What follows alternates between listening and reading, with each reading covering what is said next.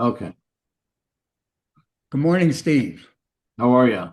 Good, doing all right. This is our time here for a podcast to kind of think about where are we in terms of our future podcast, what's on our mind. And one of the things that you and I had recently talked about is what's the current state of scholarship in this field called federal Indian law. And you said you referred to a 1975 article by Vine Deloria Jr. That struck me very much along the focus that you were talking about. It struck me about what's happened to me recently as I realized that the state of federal Indian law scholarship is kind of bizarre, basically, looked at from the point of view of the view from the shore and the standpoint, the context of original free existence. Uh, Yeah. so, Yeah. and I'll say more about Well, that, but go ahead. What's yeah, and that reminds me to just real quickly for people that may tune into this particular podcast and watch it, not having watched any of our others, let me just real quickly set the context for our conversation. And the way I always think about that context is in terms of the original free and independent existence of our native nations and peoples extending back to the beginning of time through our oral histories and oral traditions, and the contrast between that free existence and the system of domination that was brought by ship across the ocean and imposed on everyone and everything here on Turtle Island, as we call quote unquote North America. And once we have that contrast, then we have the contrast between the perspective of our ancestors looking from the shore out at any of those ships sailing toward them, and also the view from the deck of the ship coming toward our ancestors with the intention of establishing their world, their system, which I call the system of domination on the already existing nations and peoples in that place, right? So once we have that, then we can begin to look at all of the writings that the people on those ships engaged in prior to and after they came here, and that's the scholarship that we're referring to is a retrospective on all of that history, that textual history of the writings of all those intellects that engaged in an examination of whatever the heck it was, and the way in which the legal profession eventually came to terms with all of that, as far as they were examining the record, but also using the ideas and arguments of the past to project into the future, and to take into account whatever issues they had to deal with in any given case. So Vine Deloria Jr.'s article that he published in Akwesasne Notes in 1975 was titled "On the Future of Indians," and in that article he identifies the phrase "because the Indians were not Christians." And he's talking about why is the native title or Indian title of occupancy, how is that rationalized? Why is it created in that manner by the United States government? And he boils it down, distills it down to the argument because they were not Christians. And I thought that was really cool when I first read it back in 1975 when I was in college. And because I had that understanding. And uh, I think that the in looking at that now, obviously, the way in which we talk about these issues is that claim of a right of domination. And I think that's the more central focus. Yeah, okay, they have a right of domination against anybody who's not Christian, but more accurately stated, it's they have a right of domination in their view, a God-given right of domination, because the people are not yet under domination. And it's God's will that they one day be under domination. So they're carrying out God's will by extending their system, but they don't call it domination. That's too kind of glaring and negative. They don't want to talk about themselves in negative terms. So they say we're spreading the faith. We're bringing civilization to the savages who are uncivilized. And they use euphemistic terminology to create a gloss or cover. I'm not even sure that they comprehend themselves as engaging in domination. That's a kind of a whole other conversation. But that's the way in which Deloria was examining many of these issues as far as trying to distill it down. And one thing I want to point out, I forget exactly when Deloria was born, what year he was born, but 1975, he was very young. And I think that's an important point because each and every one of us started out as a young person attempting to come to grips with this massive amount of data, this massive amount of information. And you might even say it seems like an ocean of information that we have to somehow get through and comprehend and make sense of if we're going to engage in the scholarship. And I think that's a massive, not only a massive undertaking, but a massive task in terms of how skillfully people are able to do that, and what a difficulty it is, you know. So, yeah, Well, thanks. 1975 is about when I first met Vine. I was also young. I was just embarking on my teaching career at the university, and Vine came to visit, and we had some good talks. And I don't, neither one of us was using that word domination at the time in the right, specific as a kind of a term of art that you developed it into. But it was very important for me to get the sense that my hunches that I had developed while I was working with the Navajo as a lawyer were worth exploring. And among those hunches was the sense that I got that uh, federal Indian law was not actually for the Navajo, was over the Navajo. It was defining the Navajo. I remember using the phrase cannibalize. I had the sense that the federal rules, which supposedly were in favor of the Navajo, are actually cannibalizing Navajo ways and reformulated. So you have the concept of a tribal council, which is now everywhere. It's endemic. It was imposed more or less by the 1934 Reorganization Act, which was again supposedly a very positive thing for Native peoples.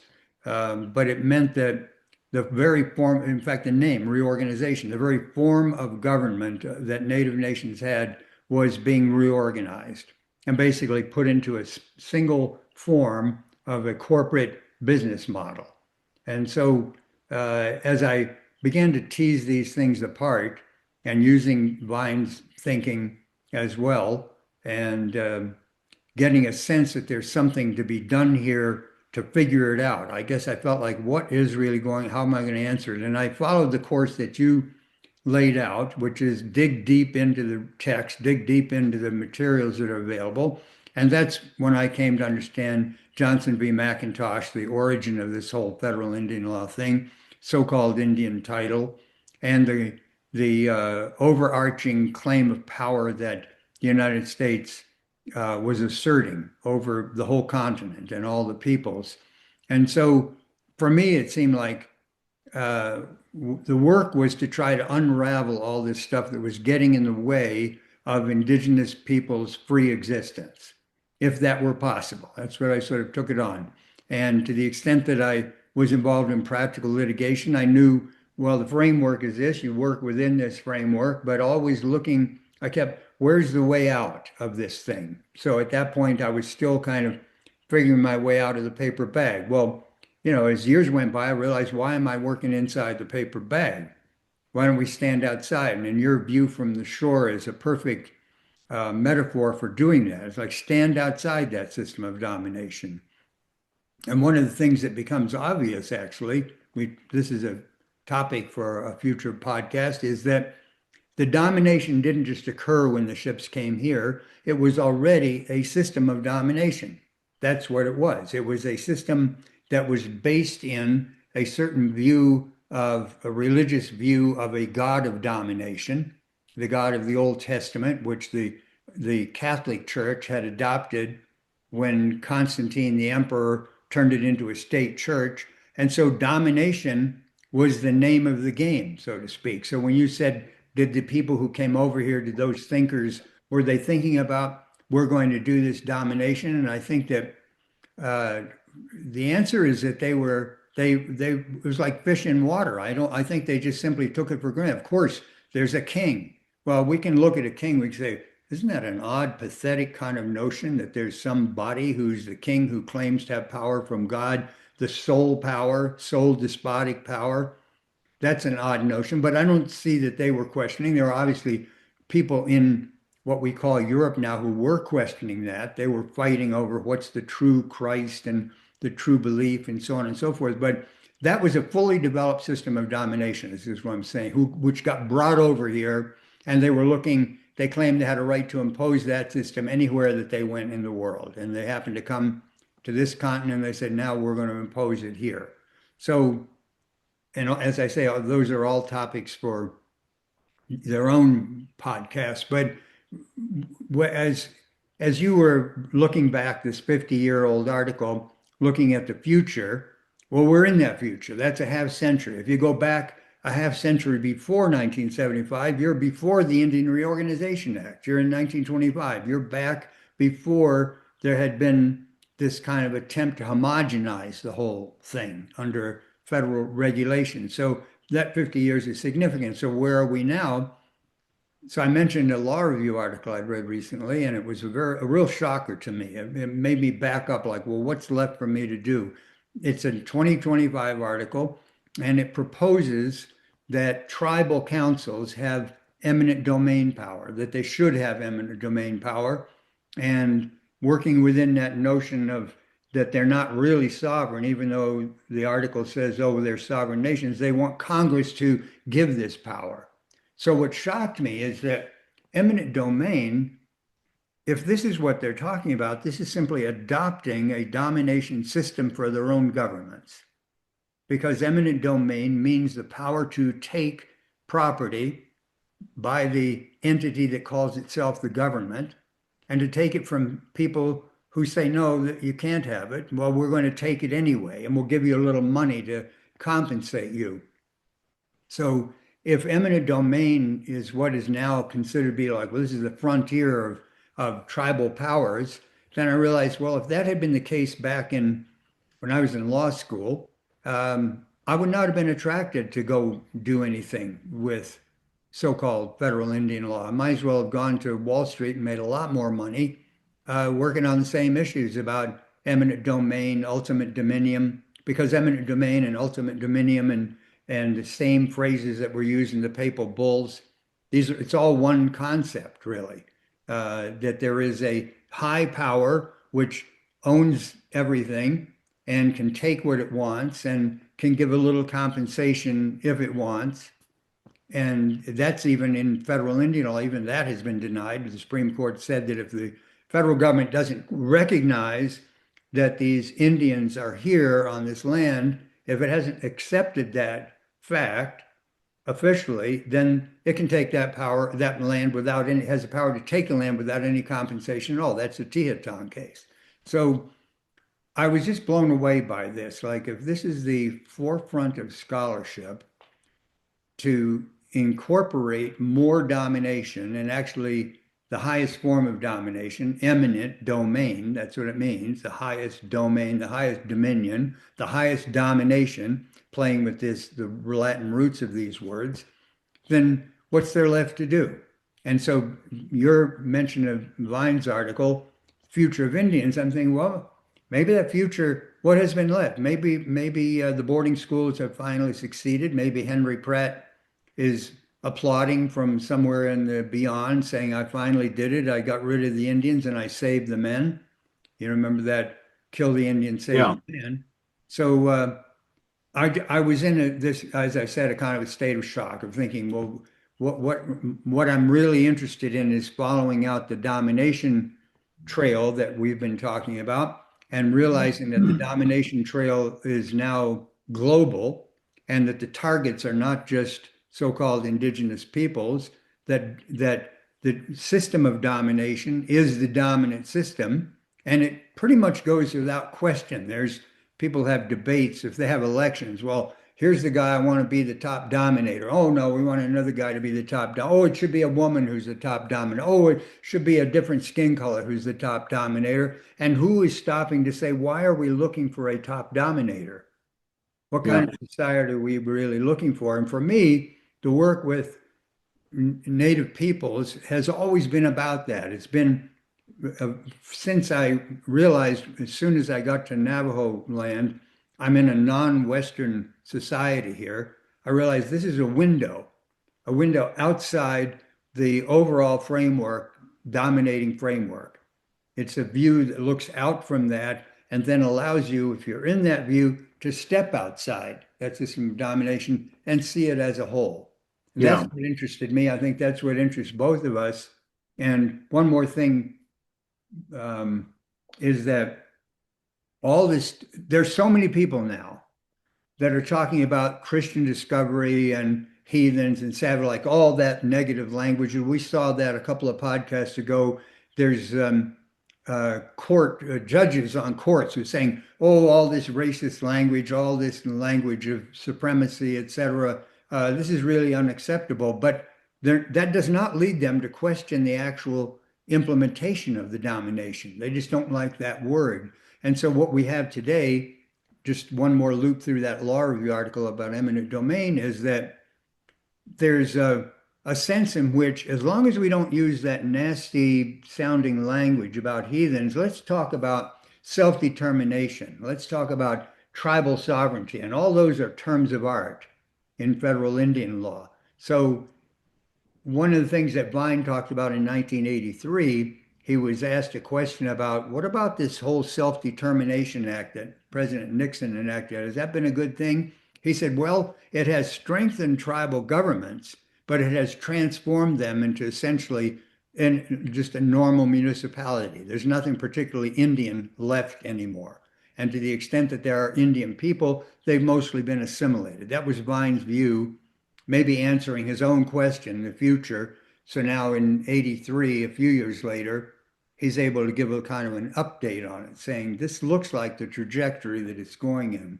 So the people who are saying, oh, that nasty language, and they read your book or my book, or they follow us on in our writings or in these podcasts, and they say, oh yeah, we're right with you. That was all nasty, how horrible, these colonial dominations, etc. And they don't seem to be able to take the next step to say, well, it's that deep structure is what's problematic, not the language that was used.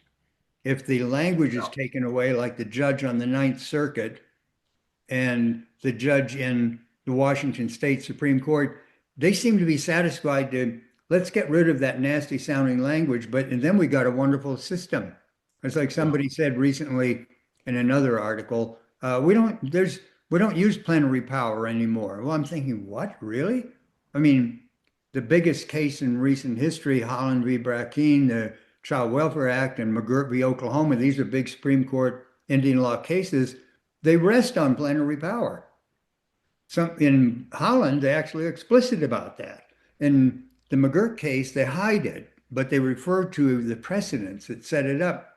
So I think, well, this is like Alice in Wonderland. I'm not interested in it anymore. I'm not interested in pretending that the real problem is that there were these Christian heathen distinctions. No, the real problem is that the domination that was being justified by Christian heathen distinctions.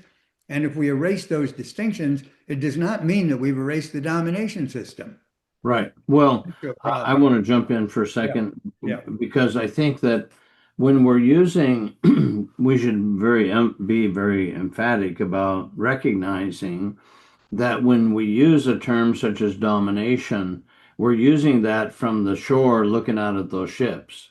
yeah, And that's not a term that the people are going to ascribe to themselves on the ship or any part of that system because domination is a very negative term and they're not going to ascribe negativity to themselves. They want to see themselves in the best possible light. So that's one part of it.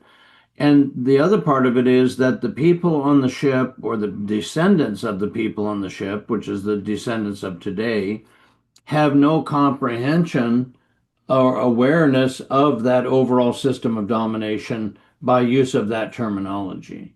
That's what makes our efforts so unique in terms of the overall contribution or way in which we're discussing any of this stuff. And so the idea that they have a claim of a right of domination would never dawn on them. It just wouldn't, because they're not going to see, oh, here, the king is telling the cabinets, go and get us the jurisdiction and the dominium title. Who's going to realize that that's domination? They're going to look up the word jurisdiction perhaps, or the word title, and they might try to get into a bit of the nuance, but somehow or other they're unlikely to really put those dots together in the manner that we are. That's number one. Since they don't have that awareness of an overall framework or structure or claim of a right of domination anywhere within their analytical framework, they're not going to be discussing it either verbally or in writing. And they are going to go at eminent domain, as in the examples that you're citing, and say, hey, this would be really great if quote unquote tribes had this power of eminent domain. And then to what extent do they even understand what that is? And to what extent do they connect that to the overall system that we're talking about, that larger framework, and taking it back to papal bulls and royal charters of England and the Johnson versus McIntosh ruling, and the understanding that the word property means domination, despotic dominion, as William Blackstone referred to it in his commentaries on the common law. You have to be able to not only memorize so many of these data points and put them all together and have them readily available to utilize, but you have to be able to keep track of all that as you're moving forward into other scholarship and go, oh, there it is, there it is, there it is. The people that don't have that understanding or that set of skills are not going to be able to do that. And they don't know that they're lacking anything. They believe that they're moving forward in this very skilled, and they are in their own way, moving forward in this very skilled manner of speaking and writing and legalese and all that. And so, by all appearances, wow, this is top-notch scholarship. So they don't even recognize what their scholarship is lacking. Yes. That is what I think is so problematic about the future of Indians. We're in that future, and somehow we don't have it together yet in terms No. of a larger movement and effort. Yeah. And I think what you're saying is borne out by the law review article, the eminent domain, is that it doesn't start out by saying, oh, tribes should have a power of domination. What it starts out with saying, oh, what if a tribe wants to develop a green energy project? Oh, that's one of the latest things to put, it's the bandwagon, green energy. Oh, the tribe's going to have green energy. Well, we're going to have to dig a mine, and we're going to have to put a solar plant up. We're going to have to put transmission lines. And there's a lot of people who don't want that. And some of them are members of the tribe. And so we want power to say we're going to do it anyway. So they're not focusing on, well, in a way they are, we want that power, but that's not really what they're saying is we have a good thing we want to do with that power. So you're supposed to get all involved. Well, is green energy good? Is the power line good? Yes, yeah, let's talk about that. And the question about the nature of the power that's being exerted is really off on the side somewhere if it's visible at all. Yeah, exactly. So there's handy ways to let's talk about something else rather Yeah. than the power structure. And as backing up just a second to you talked about the original free existence, etc. Well, I'm always struck when I remember Philip Deere, Muskogee medicine man, and somebody was saying something about the Indian way of life that he was talking about original free existence of his people, and he said, "Well, it's not really an Indian way of life; it's a human being way of life. We're human beings, and it's a human being way of life." And I think that was always for me the great promise is can we figure out what it means to be a human being? And I don't believe that being a human being requires a system of domination. You have already pointed out in an earlier podcast that the court that said that there were only barbarians in California when the Spanish came, you said, well, how did they get to be human beings? In a technical, legal, social sense, they got to be human beings once they were dominated, once they'd been converted, once they had been put inside the mission system and so on and so forth. Then they got to be human beings. And for me, it's always been the promise has been there to say we can get a view about what does it mean to be a human being, and we can be assisted in our understanding of that by looking at original free existence of peoples that were known to the so-called colonial powers and who said these people have to be rubbed out. Really, what was being said there, whether it was called because they were Christian or heathen, they were uncivilized. Uncivilized mean they hadn't been lined up and enumerated. So this was the problem here, is the original free existence was actually the problem for the Well, dominator. yeah, very definitely, Yeah, very definitely. yeah, And the thing that we ought to keep in consideration is the fact that we're using this English language to try to make sense of any of this. yeah, And that poses its own set of problems. yeah, So when Philip Deer is speaking that way, he's speaking that way in English because he's trying to make sense of things in English. But if he were speaking in his own Creek language, he wouldn't be saying human being because that phrase doesn't exist in Creek. He would be using some other term, whether it's the real people or Creek or whatever the identifier is, the whatever way in which the people identify themselves to be a good Creek person, to be, whatever the term might be, but that's in their language and in their context as a result of their language, culture, spiritual traditions, their whole spiritual way of life. And so we're trying to take that comprehension in that language and then make that understandable in this language, English. And as a result of that, there's certain confusions that arise and ambiguities that arise that we never quite resolve.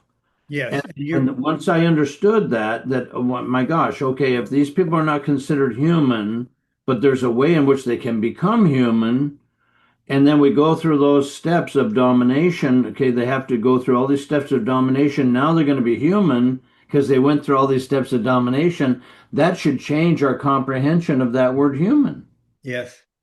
And Philip, in the same conversation that I just quoted from, he used the metaphor of the drum to talk Mm. about the original free. He says every people had their drum, and he said most people, many people, I don't remember if he said most or many, have lost their drum. He said, but we still have our drum. So if you use that image, then you don't have to get caught so much into the language or the definition of being human because drum is pretty clearly a, a phenomenon that's understandable to anybody in the world. What is a drum? But then Yeah, what does a drum mean? yeah, Then you get into the question of what is a people?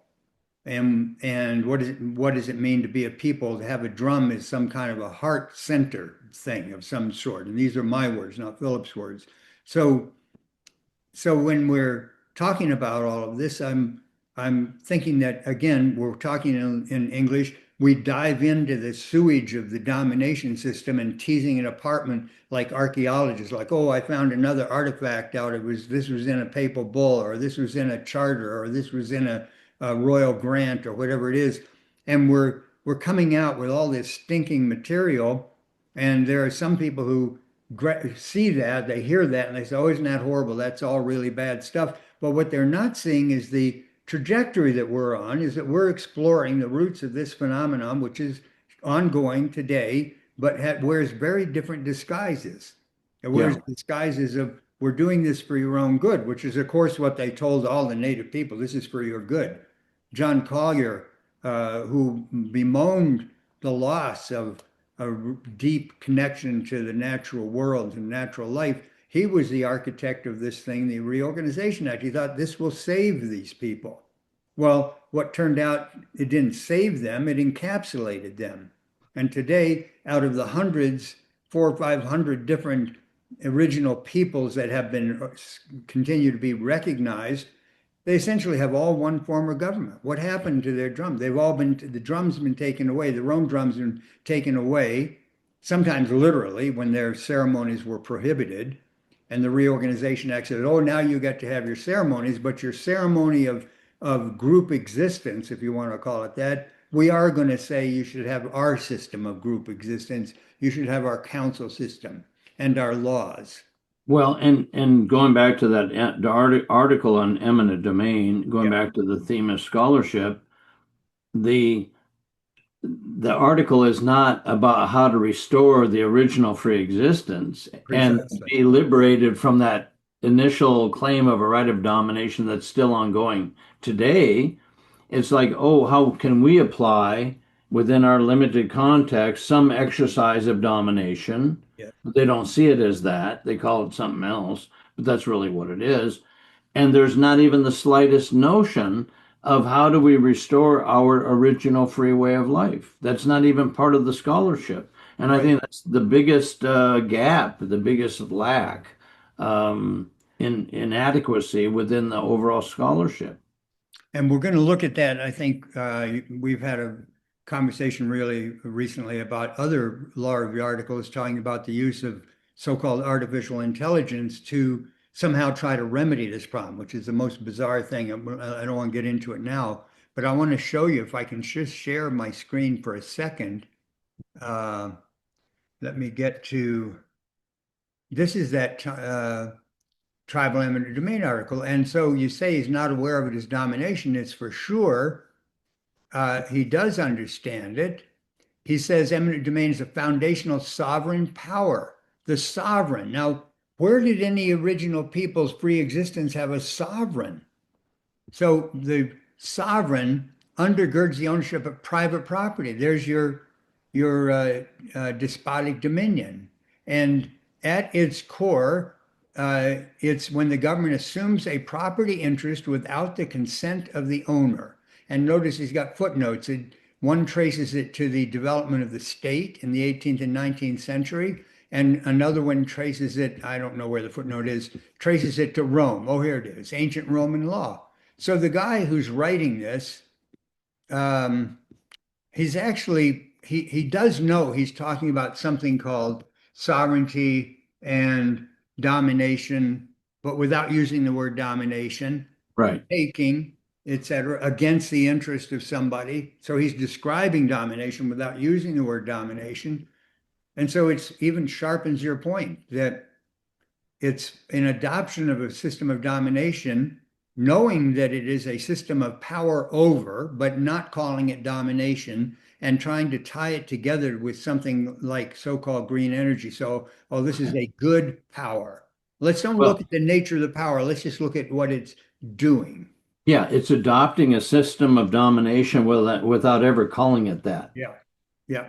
And that's what's so extraordinary because all of those terms are some form of euphemism or synonym for domination, and no awareness, evidently, on the part of the writer that that is the case, or if there is an awareness of that, not bothering to put it in there. There's an article I just recently looked at, and I don't even remember I just glanced at it. We should discuss it at another time.